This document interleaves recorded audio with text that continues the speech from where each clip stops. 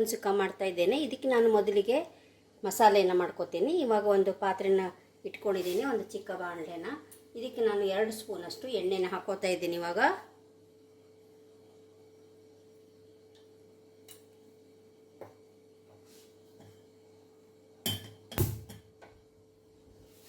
ಎಣ್ಣೆ ಬಿಸಿ ಆದಮೇಲೆ ನಾನು ಇಲ್ಲಿ 4 ರಿಂದ 5 ಒಣಮೆಣಸನ್ನು ಹಾಕೋತಾ ಇದ್ದೀನಿ. ಇದನ್ನು ಹಾಕಿ ನಾವು ಫ್ರೈ ಮಾಡ್ಕೋಬೇಕು.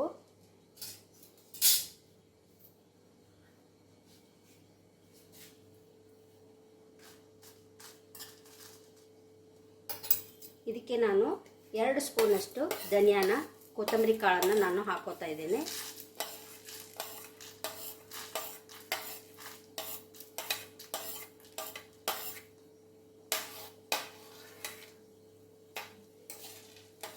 ಅದೇ ರೀತಿ ಕಾಳು ಮೆಣಸನ್ನು ಕೂಡ ಒಂದು 10 ಹಾಕೋತಾ ಇದ್ದೀನಿ ನಾನು, 10 ರಿಂದ 12. ಎಲ್ಲವನ್ನು ಹಾಕಿ ನಾವು ಲೈಟಾಗಿ ಫ್ರೈ ಮಾಡಬೇಕು. ಇದನ್ನು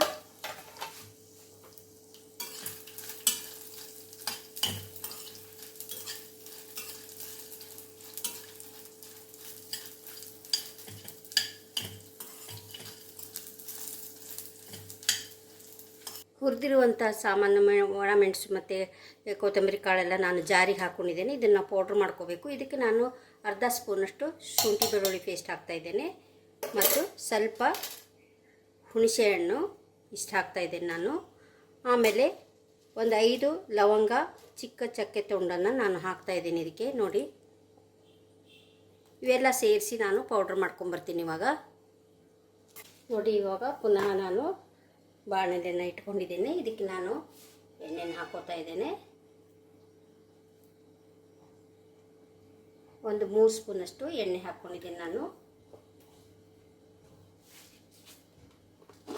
ಇದಕ್ಕೆ ನಾನು 4 ಕಾಳಷ್ಟು ಮೆಂತ್ಯ ಕಾಳನ್ನು ಹಾಕೋತಾ ಇದ್ದೇನೆ. ಜಾಸ್ತಿ ಹಾಕಬಾರ್ದು, ಒಂದು 4 ಹಾಕೋತಾ ಇದ್ದೇನೆ ಫ್ಲೇವರಿಗೆ.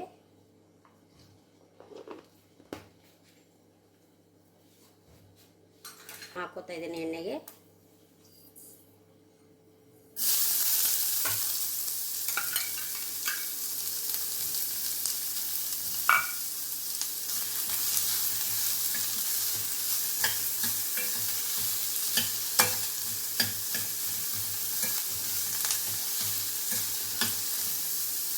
ಈರುಳ್ಳಿ ಸ್ವಲ್ಪ ಫ್ರೈ ಆಗಬೇಕು.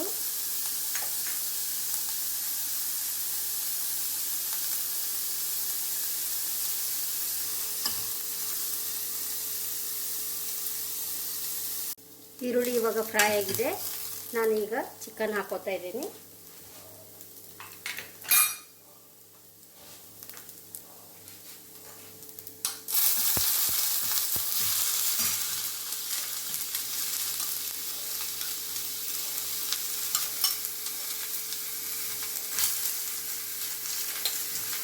ಪೌಡ್ರನ್ನ ನಾನು ಹಾಕೋತಾ ಇದ್ದೇನೆ.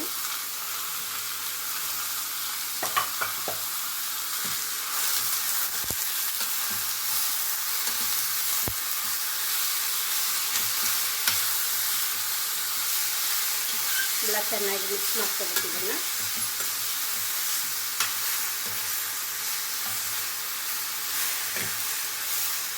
ನಾನು ಇದಕ್ಕೆ ಹಾಕ್ತಾ ಇದ್ದೇನೆ.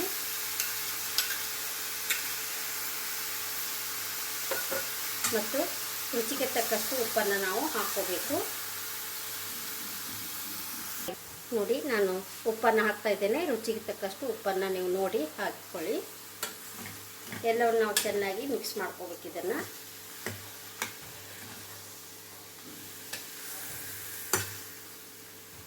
ಇದು ತುಂಬ ಡಿಫ್ರೆಂಟ್ ಆಗಿರುತ್ತೆ. ಸುಕ್ಕ ತುಂಬ ಚೆನ್ನಾಗಿರುತ್ತೆ. ನೀವು ಕೂಡ ಒಂದ್ಸಲ ಟ್ರೈ ಮಾಡಿ ನೋಡಿ, ತುಂಬ ಚೆನ್ನಾಗಿರುತ್ತೆ ಇದು.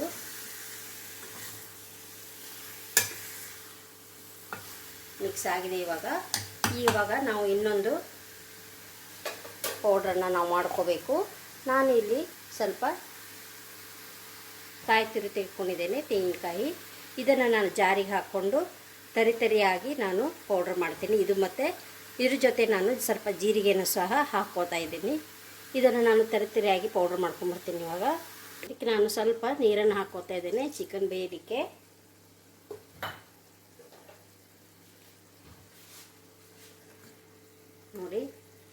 ಚಿಕನ್ ಬೇಯಬೇಕು.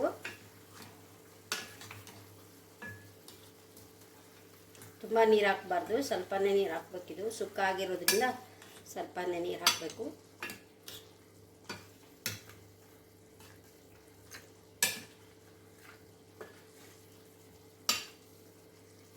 ಇದು ಬೇಯಕ್ಕೆ ಬಿಡ್ತೇನೆ ನಾನು ಒಂದು 5 ನಿಮಿಷ. ನೋಡಿ, ನಾನು ತರಿಯಾಗಿ ಮಾಡ್ಕೊಂಡಿದ್ದೆಲ್ಲ ತೆಂಗಿನ ತುರಿ ಮತ್ತು ಜೀರಿಗೆ ಪೌಡ್ರನ್ನ ನಾನು ಇದಕ್ಕೆ ಹಾಕೋತಾ ಇದ್ದೇನೆ. ಇದನ್ನು ಕೂಡ ನಾವು ಚೆನ್ನಾಗಿ ಮಿಕ್ಸ್ ಮಾಡ್ಕೋಬೇಕು.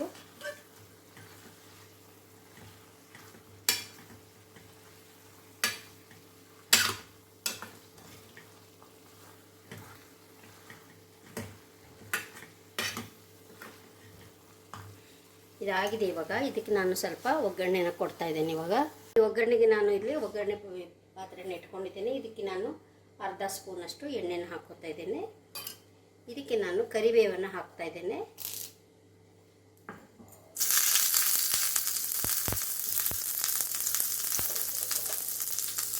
ಕರಿಬೇವು ಹಾಕೋದ್ರಿಂದ ಘಮ ತುಂಬ ಚೆನ್ನಾಗಿ ಬರುತ್ತೆ.